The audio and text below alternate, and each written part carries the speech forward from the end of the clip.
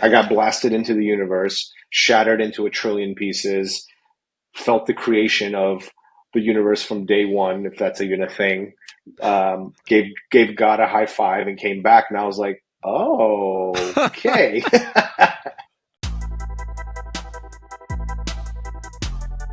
Welcome to the Trip Sitting Podcast, where we explore what it means to be human. I am your host, Cam Leeds. This week we have on Sabba Nazhand. I honestly might have fucked up the pronunciation of his last name, so if I did, I do apologize, Sabba. But you are an amazing soul, an amazing human being, and I really appreciate you coming on this podcast and sharing your story. He really does have an amazing story to tell. And I'm so happy that we were able to cross paths. Make sure you're following the Trip Sitting Podcast on whatever platform you are listening to this on, and give us a rating if you wouldn't mind, so we get in front of more viewers. That's all I got for the intro, so let's get into it. When you are guiding through, like, whatever thoughts come in, whatever, acknowledge them. I was like, okay, this is good. Think about, I was like, my thoughts were like, my window's open. There's going to be a lot of noise out there. And then my phone rang. I'm like, God damn it, I got to put it on. I got to put it on Do Not Disturb. It was like, and then at one point I was like, okay, I acknowledge these thoughts. It's cool. And then go back to the breath. So It's funny, like the evolution of like my meditation has definitely changed a lot since I first started taking that up as a regular practice. And like, I used to always think that I needed to be in the most quiet, pristine place possible, and there had to be no noise around me.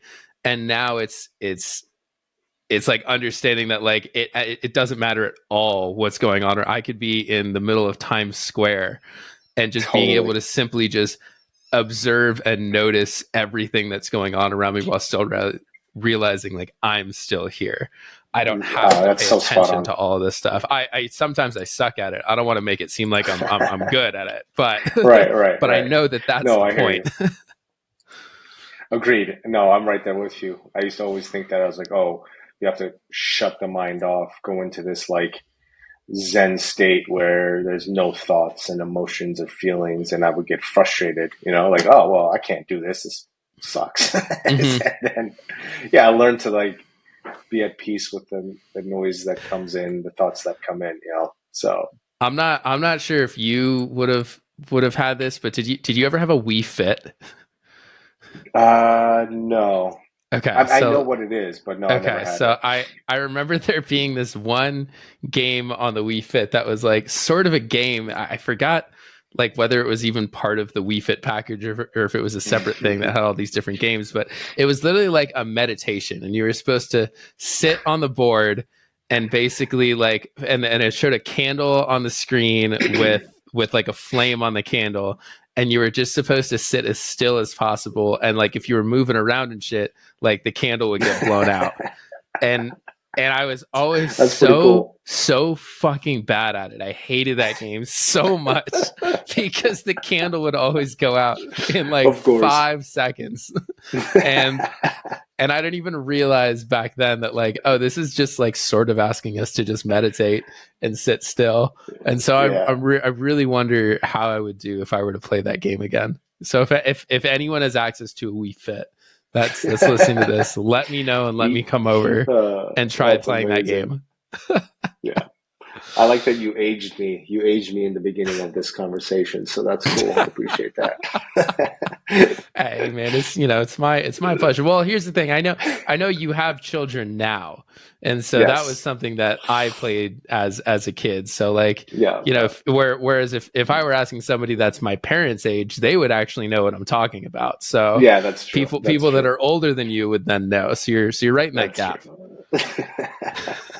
I love it. So Sabba, thank you for joining me today on the Trip Sitting Podcast.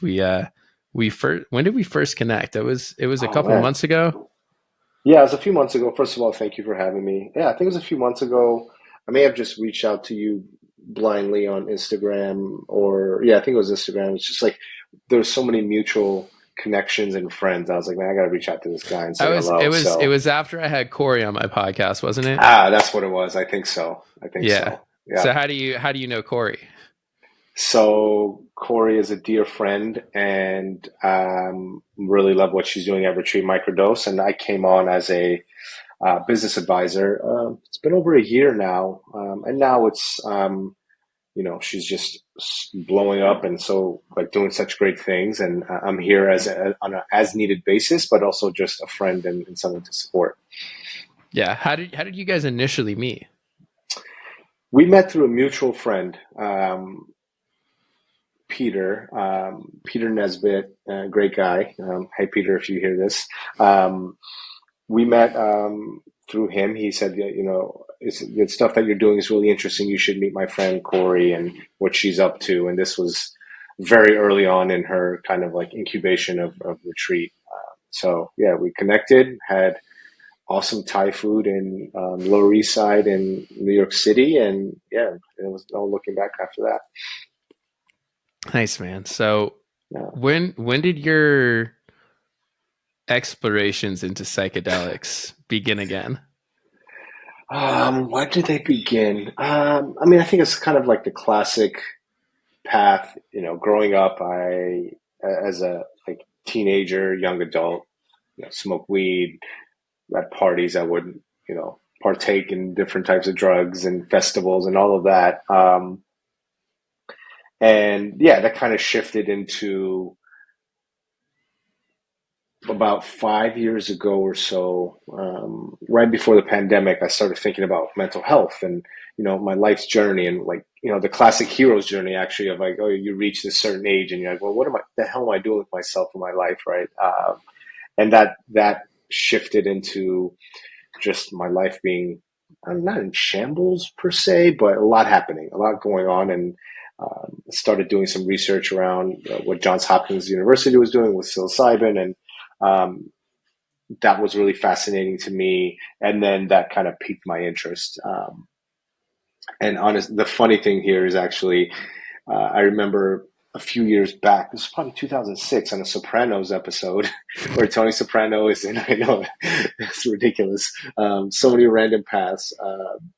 Tony Soprano, in this episode, he's in like the desert of Vegas Anita with this Peyote? woman and ate a peyote. And ever since then, I was like, oh man, I gotta try that shit. That looked amazing.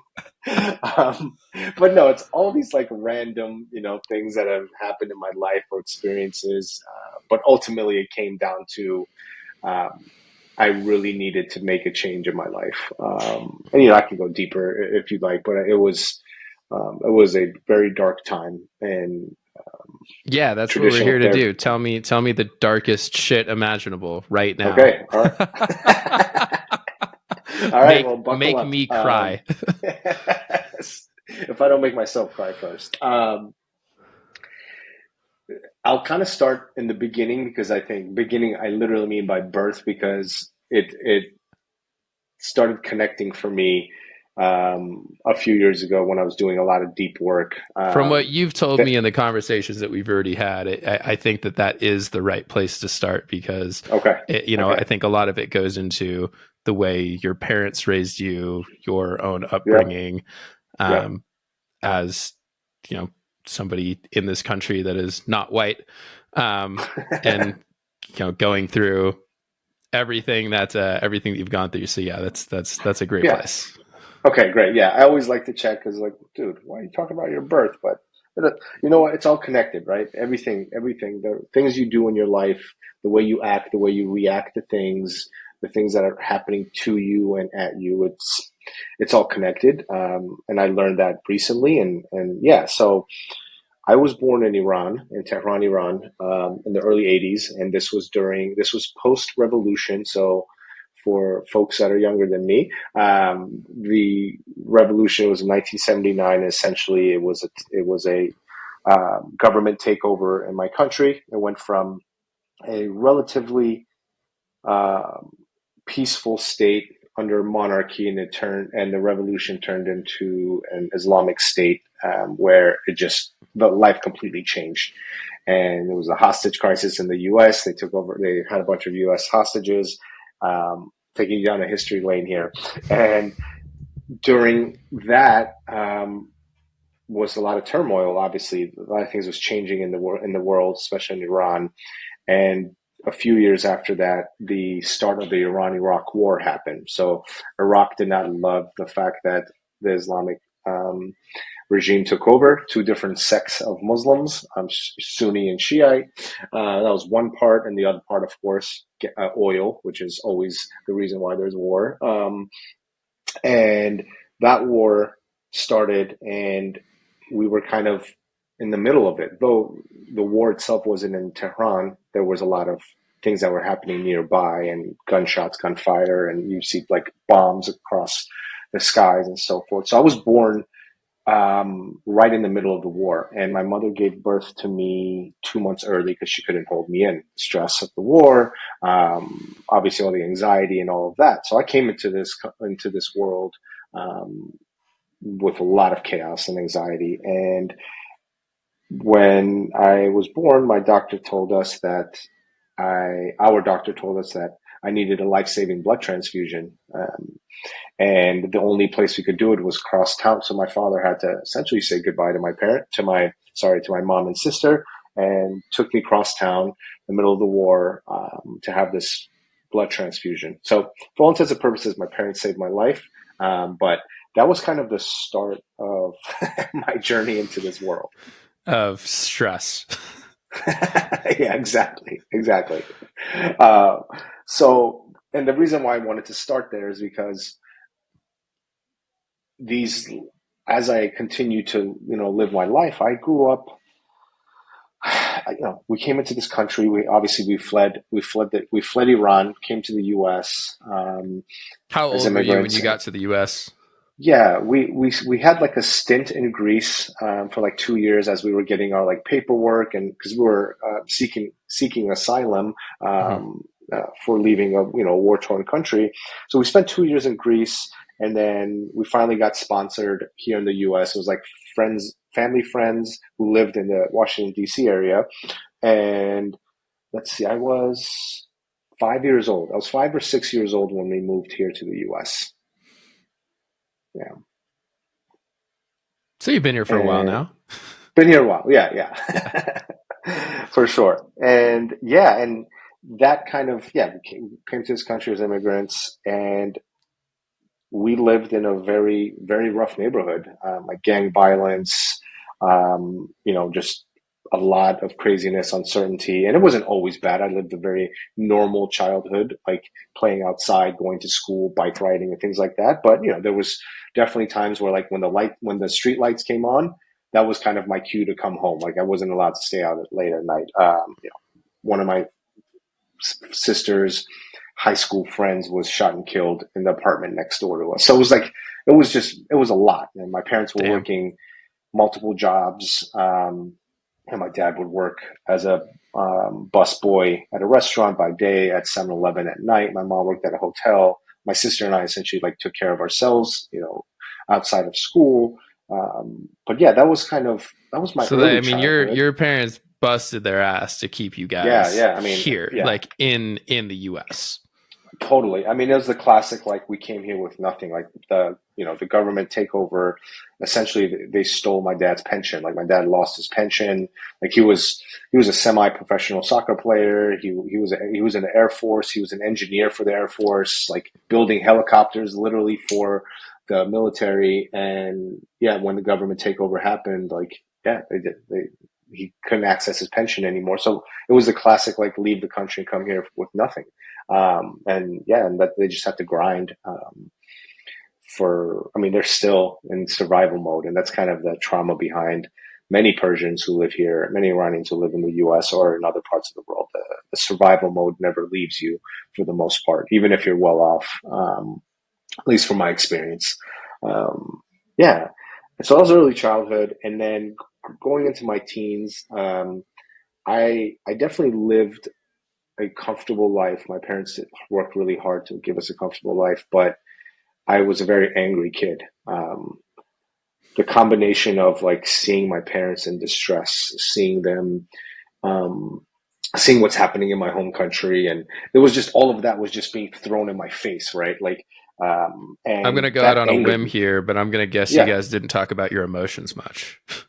Oh no, no, we did not talk about our emotions. We expressed our emotions, but we never Yeah. talked about it. And that's so funny you say that. Is I came from such a loving household. My parents love me to death. Love, and they still do. They're still alive, and they love me to death. And they would shower us with love, and all the love languages as best as they could, but we never once talked about feelings and emotions and like, why are you sad? Why are you happy? Like, how does this make you feel? Which is a whole different, which we'll probably touch on as well, of like, why I have, why I do the things that I do. But, yeah, well said. Good call out. So with that, I grew up an angry kid. Like I was pissed off at the world. I was pissed off on my parents because I thought that they could have given me a different life. Like there was all these like victim mentality as a kid, as a Mhm. teenager, a kid. And but what was interesting was the other side of that. I was dying to fit in. I was dying to be liked and loved, and which is probably some of the reasons why I spent most of my life being, um, you know, um, looking for everybody's acceptance and Mhm. in my life, and wanting to be liked all the time. So, because I battled those two kind of I mean, mindsets, I what's crazy, if you don't mind me just interrupting, is like, I mean, yeah, you were yeah, get in there. literally born, like from the second you were born, essentially told you don't belong, like you can't stay here. It is unsafe for Mm, you to be where you wow, are the yeah. second you came out of the womb. And so for the first 5 years of your life, there was no, like the most absolute formative years of your life, there was Mm. no sense of true belonging as yourself. Like you were told immediately, no, this doesn't work. You have to go somewhere Oh, else. You can't be you.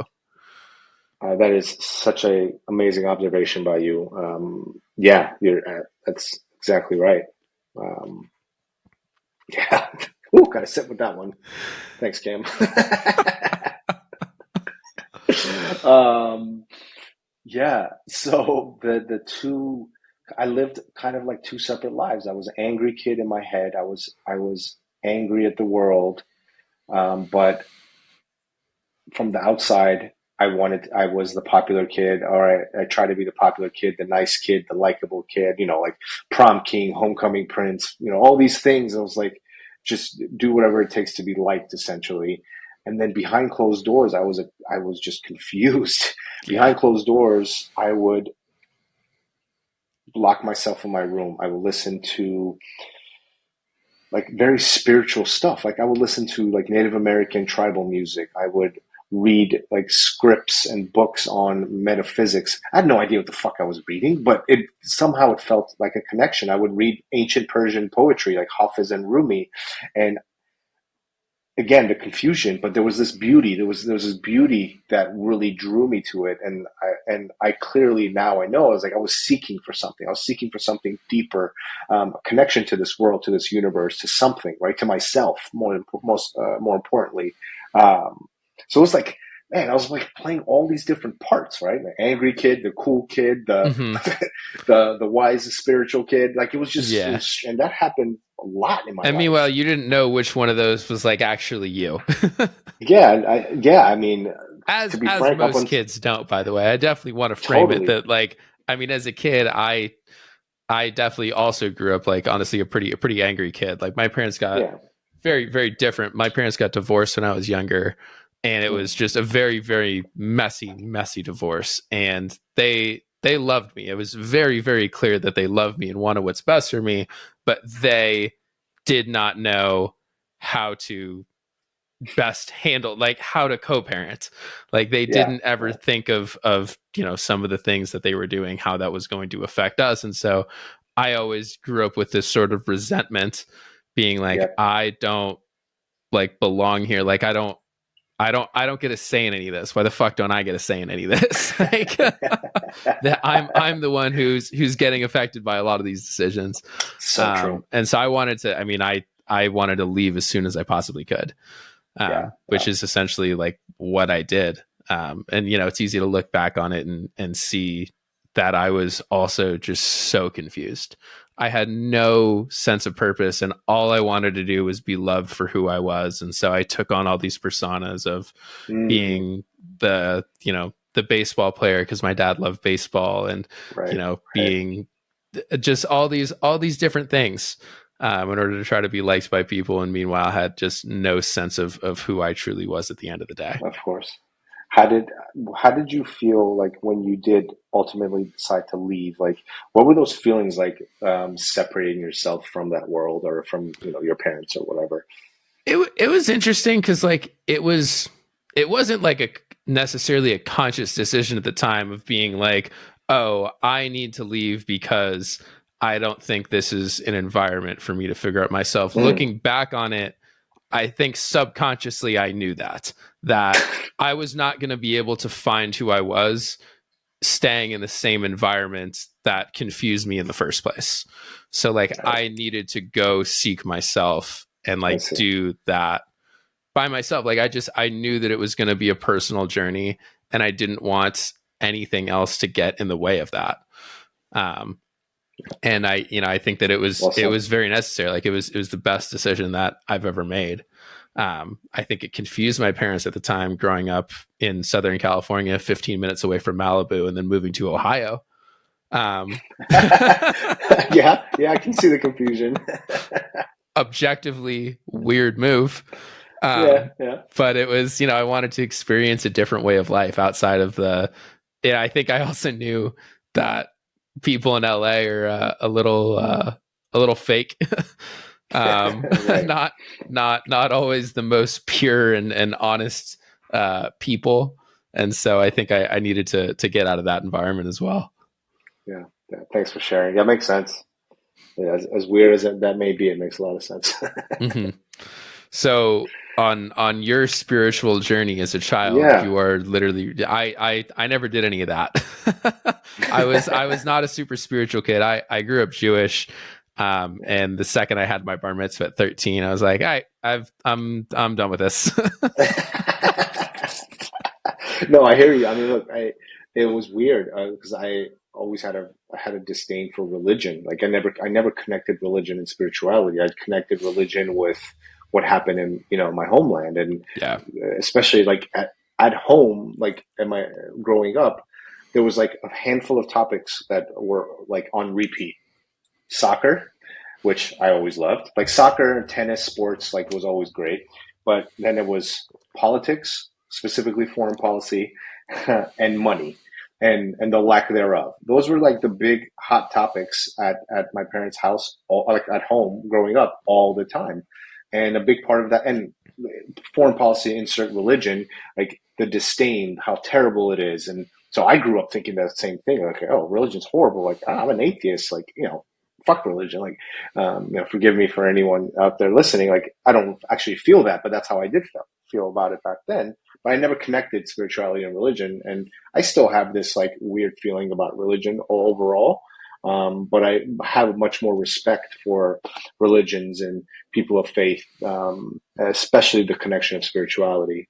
Anyways, I just went down a I can random I rabbit can hole see there. the spirituality within religion now, whereas before I Yes, had yes. no sense of. I thought it was just religious overlords, and it's all bad. But like I can Yeah. see the spirituality that actually created religion after the fact. Like the spirituality came first, and then the religion. It wasn't the other way Yes, around. yes. Totally, totally.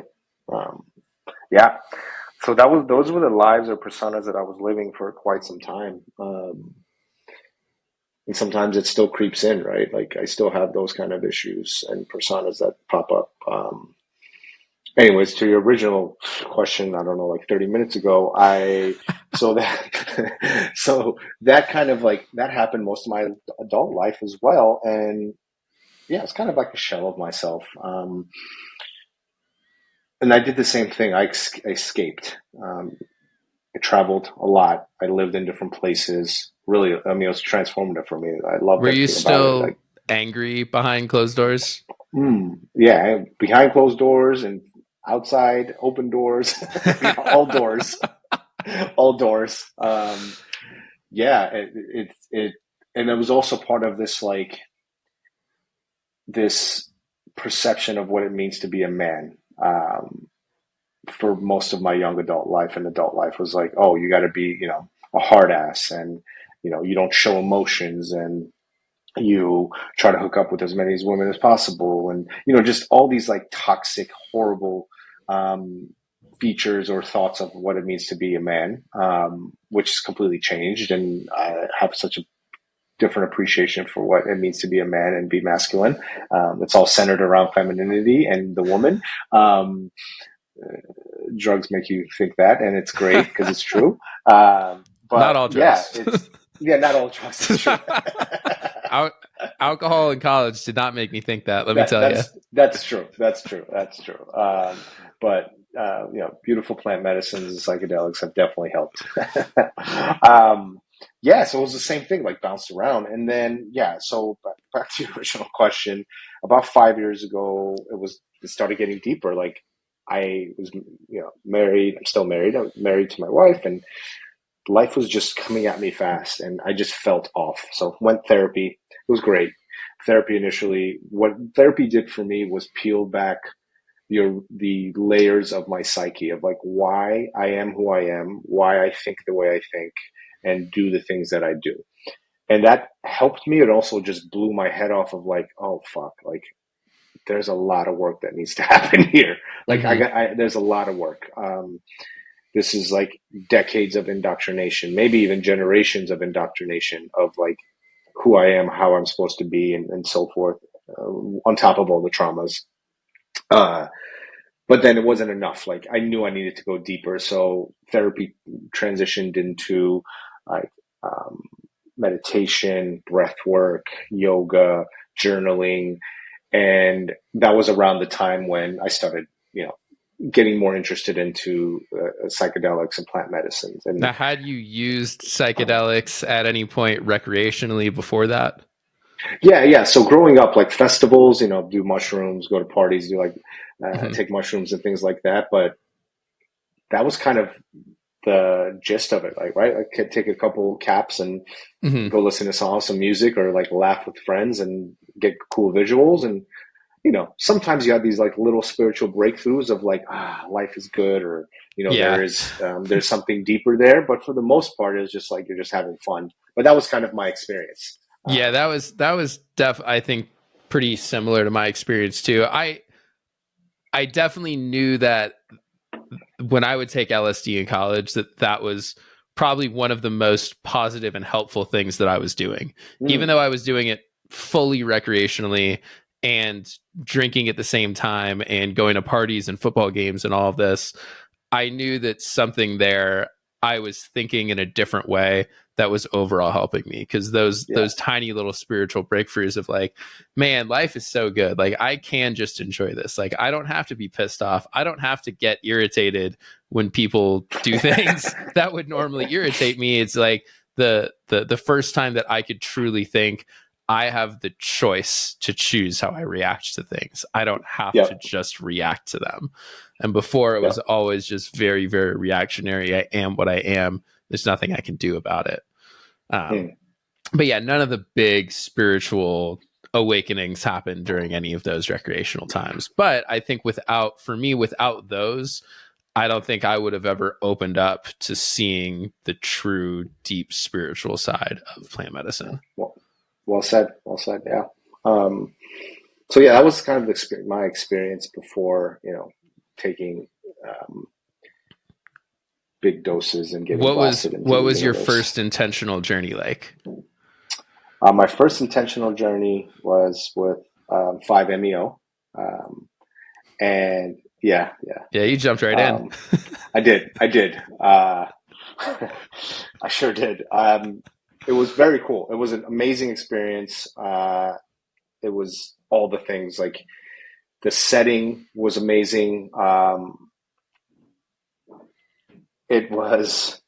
such a cool story. Like I found this healer facilitator through mutual connections, and got introduced to them. And they kind of traveled the country, and I was living in New York City at the time, and they would visit New York regularly. So we scheduled, and it was at the world famous Chelsea Hotel. If for anyone that doesn't know, it's iconic. Like all the amazing stars and musicians and artists and creatives lived there at one point. Was fantastic. And so I get there, and it's the room or apartment intact of Janis Joplin when she lived there, which is so cool. And I love Janis Joplin. Like growing up listening to Janis Joplin.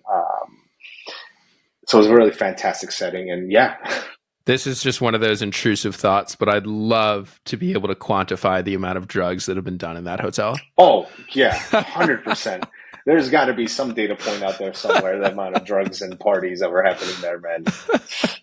Like I think there was there was this article I read where like Janis Joplin and oh my gosh, well I just lost his name. Well, super famous artist would always party together there. Anyways, yeah, a lot of parties. And so that was the room you were in to do 5-MeO. To do 5-MeO, yeah. So we did the session. It was like a prayer, and then it was freebase.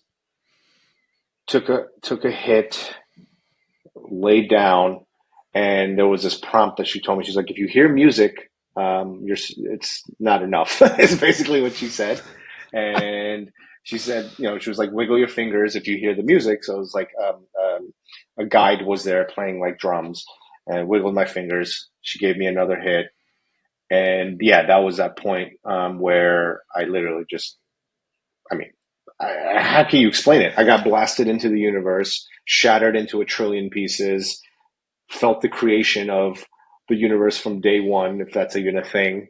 Gave God a high five and came back, and I was like, oh, okay.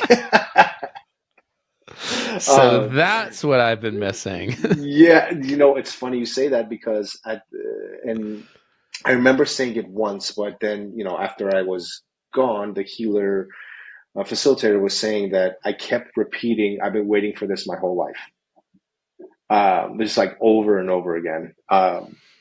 So yeah, and then I proceeded to do it 3 more times after that same day, at that moment. Nice. Yeah.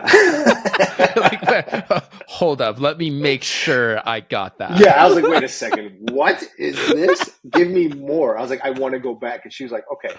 The second time she's like, okay, this one was much more emotional. Thoughts were coming, crying, and these feelings of like understanding my parents' pain, understanding that like the resentment I had for them came from a place of like a young, scared boy, right? Mm-hmm. And they'd been going through so much in their life. It was this connection, right? A connection to everyone and everything.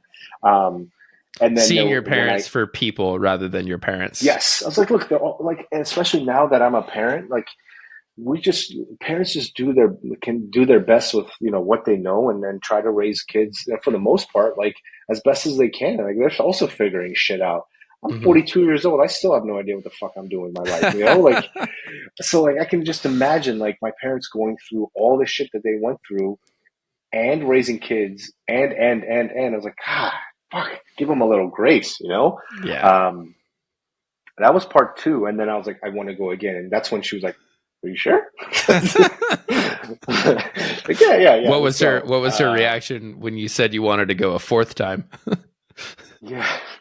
The 4th time she was like, we got to stop after this. She's like, it's not going to do anything for you anymore, but just like, you need to be safe. But that 4th time was probably it was the scariest and the most, I don't want to say profound, because the first one was the most profound, but it was the scariest and most impactful session. I don't know what to fucking call it, but that last hit took me to what the best I can describe was like, old school TVs when they become all grainy. Hmm. I went into the infinite void of grainy TV and I wasn't coming out. Yeah. And I was stuck there. And I was just like, oh my God. I was like, please take me back. Forgive Hmm. me for everything I'm done. I am so sorry. Please give me another chance. And then I woke up and I was like, and I looked around and I was like, okay. And then I left. And I was like, fuck, I get it. I get it. I get it. Like, okay, it's time to Uh, stop that and yeah. maybe let's integrate a little bit. Yeah. Yeah. I was like, I get it. My last ayahuasca session or ceremony, I did 3 over the course of my retreat, and it Yeah. was like, the first one was honestly kind of easy. Second one, super terrible, horrifying, profound, painful, and most impactful for sure. Third one, Yeah. I remember like, I'm my intention, like I had already been getting all these downloads in the first 2, and I remember on my third one, me being like, "What's next? What's next? Like I gotta know Yeah. more. Keep on Yeah. giving it to me." Yeah. And then that's when like the medicine just was like you got to repeat the first 2, dude. Like you're not there's Yeah. there's Yeah. there's nothing else. You've got That's like just fucking sit with it.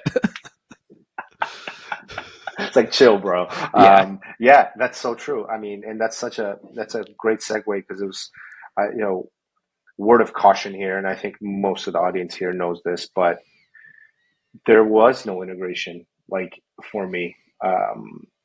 As much as I really appreciated the people that I was with and the work that they do, and this was a handful of years ago, so I can't speak on what they do now, but like it was literally I came out, they gave me a hug, basically were like pat me on my ass and were like, have a nice day. And I walked downstairs and I'm in the middle of Manhattan and Oh man. This is during gay pride, which was amazing, but there's thousands of people in the street. I'm just like looking around like, okay, well, what the fuck now? Like, what the hell Yeah. do I do now? Are you kidding? How am I supposed to like go back to my normal life? Like my wife's waiting for me at home. I have my, newborn and I'm like, okay. So it was like no integration, no understanding of like how to even process this.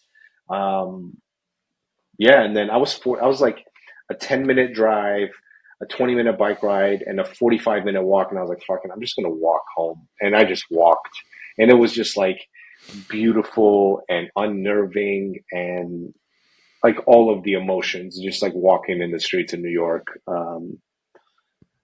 And yeah, I got home and my wife was like, do you want to talk about it? I was like, I don't even know what to say. Like, I'm hungry. Like, I was like, but integration, man, like I struggled for 2 weeks. I felt disconnected with everyone and everything. I struggled, to process what happened, even though there was like moments of beauty and clarity and profoundness, but most of it was like, well, how am I supposed to go back to work and look at fucking spreadsheets and get on calls? Like, what? Like, Yeah. it just didn't make sense. It was hard. Um, but then eventually, like, community and network and talking to people, and like, yeah, look, integration is the most important aspect of this. Like, if you're not prepping and integrating appropriately and doing the right thing with the right systems and people and community, none of this matters. Then it just becomes a very like strong hobby, a very powerful hobby to have. Like, so yeah. I'm really curious. Has your relationship with your wife changed at all, given the fact that she was Oh, got with yeah. you when you were still, kind of the Yeah. angry, irritable person, and has now seen you through this whole transition? Yes, it has changed, profoundly for us, for me. First of all, like my, I wouldn't be here, without her. Like the support and love and unconditional love and care, and also just like letting me do the most wild shit. Like, there's, she's like, wait, you're gonna go Yeah, smoke toad what venom was in that? a hotel? What was that initial conversation like? Being like, "Hey, I think I'm gonna go smoke toad venom in the Chelsea hotel with a guy I've never met." Yeah, it was. I mean, look, I had to prime her a little bit, and like she's very open minded, and I love her to death. But she was like, "Wait, what are you gonna do? And how? And huh? And Venom? Like what?" Like, and I was like, oh, by the way, like there have been some cases of people dying from it. She's like, what? I was just like, maybe I shouldn't have said that. My bad. Um, but it was just like all of these things. But no, it was very much like so much like reluctant, being reluctant, and but just also just from a place of like caring and Hmm. protecting me, right? Um, yeah, so it was it was interesting. But to answer your question, no, I mean, look, my whole world turned upside down, and like since then, I've been obviously sitting with medicines and psychedelics, you know, meaningful amount of times, and integrating them into my life, and doing a lot of shadow work, and the things that has helped me with my relationships, and specifically with my wife, but with everyone, is the what it means to be a man. Like what it means to be a man really changed for me. Like you're a lot. You can't like a real man is vulnerable. A real man speaks his feelings and and understands his emotions, and cries and laughs and screams, and understands that that's the wholeness of a man, is being able to be in touch with your emotions. Yeah, and that And doesn't that make just them any less of a man. It makes ex- them more of a man for being able 100%. to hold all of the emotions there, release them when they need to, and then going back to doing whatever it is we need to fucking do.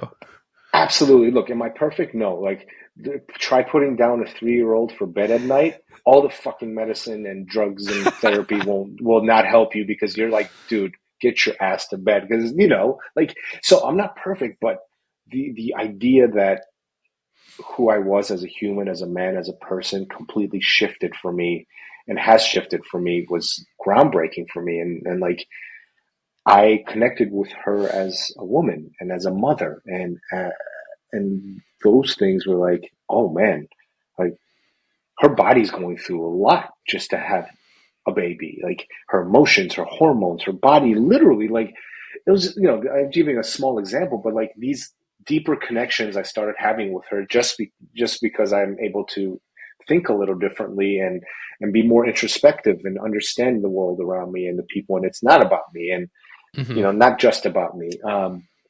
The biggest thing that I learned from that first experience, that I try to continue to learn, is I spent most of my life for looking for external validations, that what people thought about me, money, cars, like very Hmm. vanity driven things. And that's how I measured life, success, growth, blah, blah, blah. It's all external. But what I didn't do well, and I wasn't taught this, but I also didn't know this, was you have to figure out who you are first. You have to look within. When you look within, when you learn about yourself, who you are, your values, your thoughts, what makes you happy, what makes you sad, all these things, then you can do those other things in your life. I'm not saying those things aren't important, and like being street smart and being able to communicate with people, all Hmm. that stuff, that's important. But look within. You have to figure Yeah. out who you are first. And that was Those the things are biggest lesson. never ever going to give you any sense of true peace and happiness until Exactly. you do the work first to figure out, hold up, will those things actually make me, like make me happy? 100%. And in some 100%. cases, yeah, they probably Yeah. will. But if you don't Yeah. know that before you get them, then they're not going to make you happy once you have them. 100%. And that's exactly, it was like, look within. That was like one of the big one things that I remember from my journal, is like, I needed to look within. I needed to figure out who I am. And back to like those values, like you just mentioned, those values, what's important to me. And now as a father, I was like, well, I'm going to teach my son everything that I know and can in this world. And these external things are important to some extent. But what I'm going to teach him first is to look within, Yeah. to know himself, know thyself. That is number one for me. Um, and it goes back to being a man and the emotions. And I have a daughter now, and then she'll be a year in a couple weeks, and I still haven't processed that I have a daughter. Like I'm ready for that fucking madness, and sitting with that. But like teaching my kids that, teaching them to look within first. Yeah. Anyways, Something that you said yeah, earlier was about the fact that like obviously you're not perfect and you're not going to be. I think for me one of the biggest lessons that I learned was I think I always held myself to this standard of perfection. Yeah. And the standard of perfection was also purely based on like my parents' version and society's version of what 100%. we're supposed to think is perfect. So I was holding myself to this standard that I didn't even create, and then getting mad at myself for it, right. for not reaching that standard. And it was, again, it sounds so simple, but like one of the most profound things that happened during my second ayahuasca ceremony was realizing like I'm not perfect, and that's okay. Yeah. Like I'm not Yeah. supposed to be perfect. I'm supposed to be me. Yes. And me at my core is not a perfect person. And being able to accept all of those quote unquote imperfections, and realizing that it is actually those things that make me who I am, not these imaginary figures that I try to aim for. I love that. Yeah, I mean, back to that indoctrination, like, and that carried on into my career and what I thought, what success meant, and that all changed. I was like, well, I don't want to do that. Like, I need to rethink what career means to me and what work means to me. Like all these things, it's like I've been indoctrinated, and I've been told and have been programmed to think that this is what success means. This is how you treat people, and blah blah blah. I can go on and on, but yeah. Well, Sabba, I want to thank you so much for coming on and sharing your story. This has been of course. really, really amazing to just to deepen our connection, and I appreciate you just opening up about everything that's happened to get you to where you are today. I'm curious, is there anything that you would want to share before we go about what you're working on, or where people could find you and like connect with you? Yeah, I appreciate it. And thank you for having me and just creating this space for us to just talk. It's always good to have these deep connections, man. So thank you. And thank you for what you do. You're doing some amazing work. So really appreciate you. Where can people find me? On LinkedIn, Sabba Nazhand. Obviously, my name will be in the podcast. And then my Instagram, Sabba_get Zen, Zehn. What am I working on? So I'm in tech. I've been in tech and sales for 20 years now. So that's kind of my day job now, but I'm working on a few projects. As I mentioned, I'm advising for a few companies, but I'm going deep into entrepreneurship. I am in stealth mode now, and more to come on this, but I'm building a software, an app with a few people that I'm really excited about, that is going to revolutionize what it means to sit with medicines, integration, connection, community, all these things that are so important in this world, especially the shift that's happening these days. So more to come there, but I thought I'd throw a little teaser out there. I love it. Thank you, man. I appreciate it. Yeah. Thank you so much. Much love to you, brother. Thank you. Thank you. That's it for today, everybody. Thank you for joining us, coming along for the ride. It was certainly a ride and a journey indeed. I love and appreciate all of you. And until next time, peace.